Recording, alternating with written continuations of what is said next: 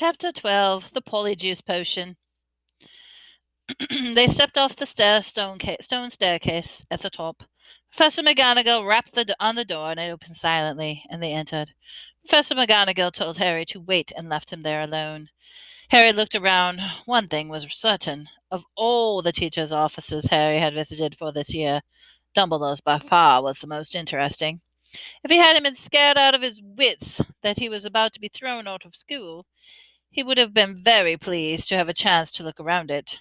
It was a large and beautiful circular room, full of funny little noises, and a number of curious silver instruments stood under spindle-legged tables, whirling and emitting little puffs of smoke.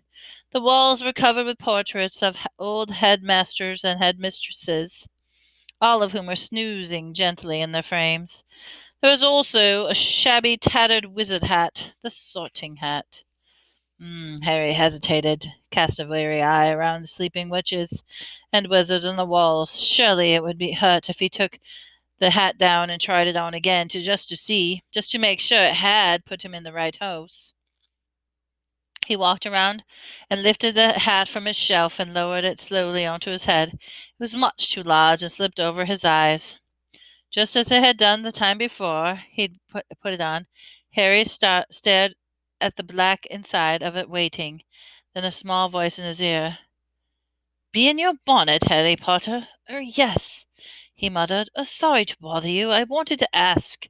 You've been wondering whether if I put you in the right house," he said smartly. "Yes, you were particularly difficult to place, but I stand by what I said before." Harry's heart leapt.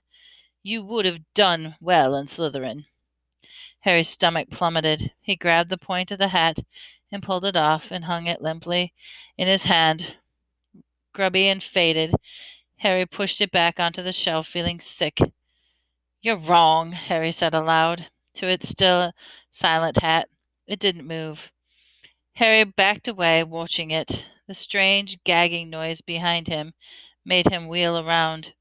He wasn't alone, after all. Standing in the golden perch behind the door was a deceptive-looking bird that resembled a half-plucked turkey. Harry stared at it with a bit the bird looked playfully black, making this gagging noise again. Harry thought it looked very ill. Its eyes were dull, and even as Harry watched, a couple of its feathers fell out of its tail. Harry was just thinking that all he needed was for to be Dumbledore's pet bird to die while he was in his office with it. When the bird burst into flames, Harry yelled in shock and backed away into the desk. He looked feverishly around in case there was a glass of water somewhere, but he couldn't see one. The bird, meanwhile, had become a fireball. It gave one loud shriek, and the next second there was nothing but a smoldering pile of ash on the floor. The office door opened, and Dumbledore came in, looking very somber. "Professor," Harry gasped, "your bird! I couldn't do anything. It just caught fire." To Harry's astonishment, Dumbledore smiled. "Well, about time, too," he said. "He's been looking dreadful for days. I've been telling him to go get on a move on it." He chuckled at the stunned look on Harry's face. "Fawkes is a phoenix, Harry. Phoenixes burst into flames when it's their time for them to die, and are reborn from their ashes. Watch him." Harry looked down in time to see a tiny little wrinkled newborn bird poke his head out of the ashes. It was quite as ugly as the old one. "It's a shame you had to see him on a burning day," said Dumbledore, seating himself behind his desk. "He's really very handsome most of the time. Wonderful red gold plumage. Fascinating creatures, phoenixes.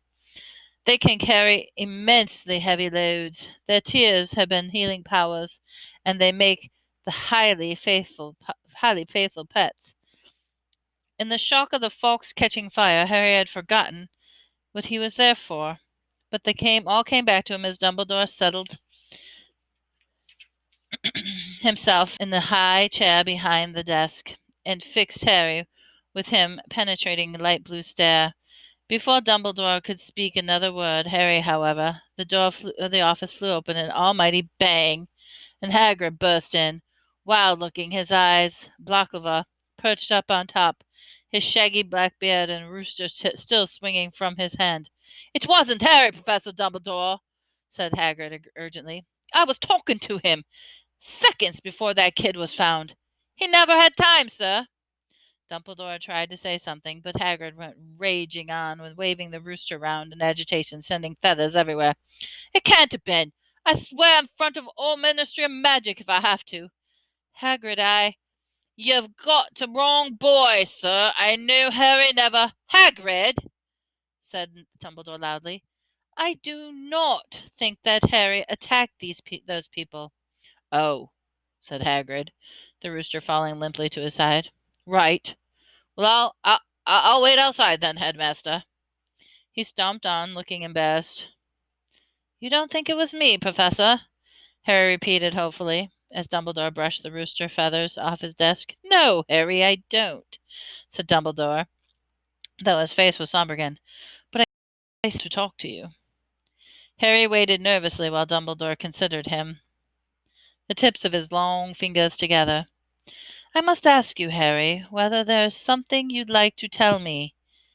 And he said gently, "Anything at all." Harry didn't know what he meant to say. He thought Malfoy shouting, "You'll be next, mudbloods!" of the polyjuice potion simmering away in Moaning Meadows' bathroom. Then he thought of the disembodied voices he had heard, and remembered that Ron said, "Hearing voices no one else can hear isn't a good thing," Ron had said, in the wizarding world. He thought, too, about everyone who was saying about him, and growing dread that he was somehow connected to Salazar Slytherin. "No," said Harry. "There isn't anything, Profess." A double attack of Justin and nearly headless Nick turned what had to be the nervousness into real panic. Curiously, it was nearly headless Nick's fate that seemed to worry people the most. What could you possibly do to a ghost? The people kept asking each other. Power, the terrible power that could harm someone, was already dead? There was almost a stampede to the book seats at Hogwarts Express, so the students could go home for Christmas. "At this rate, we'll be the only ones left," Ron told Harry and Hermione. "Us, Malfoy, Crabbe, and Goyle. What a jolly holiday it's going to be." Crabbe and Goyle, who always did whatever Malfoy did, had signed up to stay after the holidays too, but Harry was glad that most people were leaving. He was tired of people skirting around him in the corridors, as though they were about to sprout fangs or spit poison. Tired of all the muttering and pointing and hissing as he passed. Fred and George, however, found all this very funny.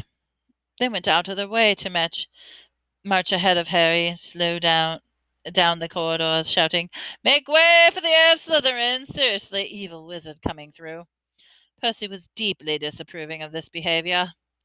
"It is not a laughing matter," he said coldly. "Oh, get out of the way, Percy," said Fred. "Harry's in a hurry."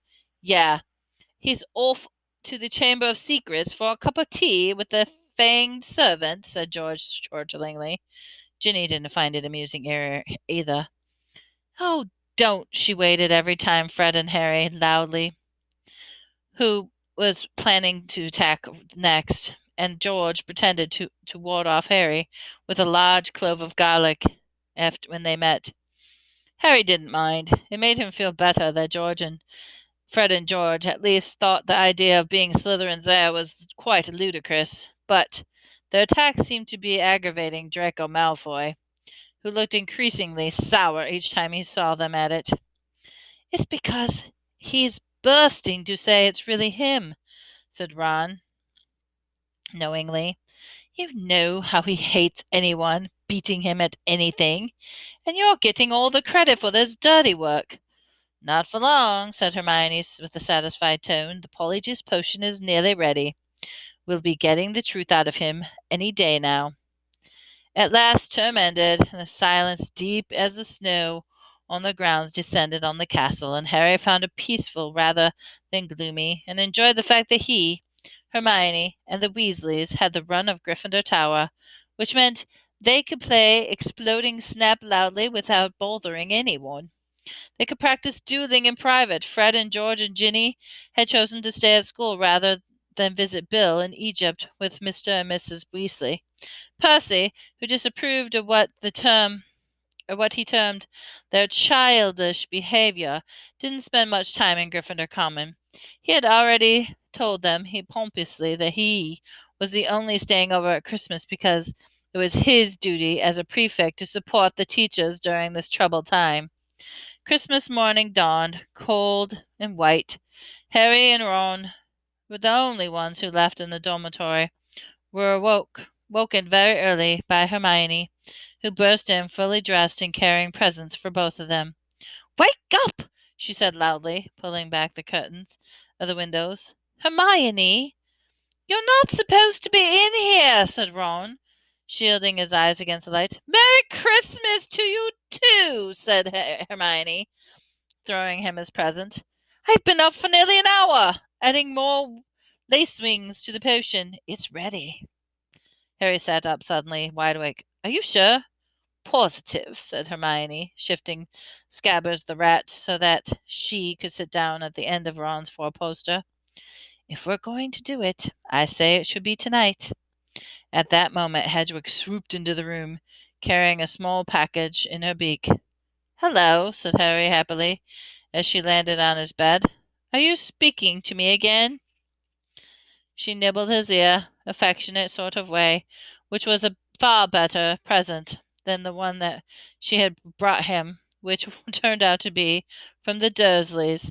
They had sent Harry a toothpick and a note telling him to find out whether he'd be able to stay at Hogwarts for the summer vacation too. The rest of the Harry's Christmas presents were far more satisfactory. Hagrid had sent him a large tin of treacle toffee, which Harry decided to soften by the fire before eating. Ron had given him a book called Flying with Cannons, a book interesting facts about the favorite Quidditch teams, and Hermione had bought him a luxury eagle feather quill.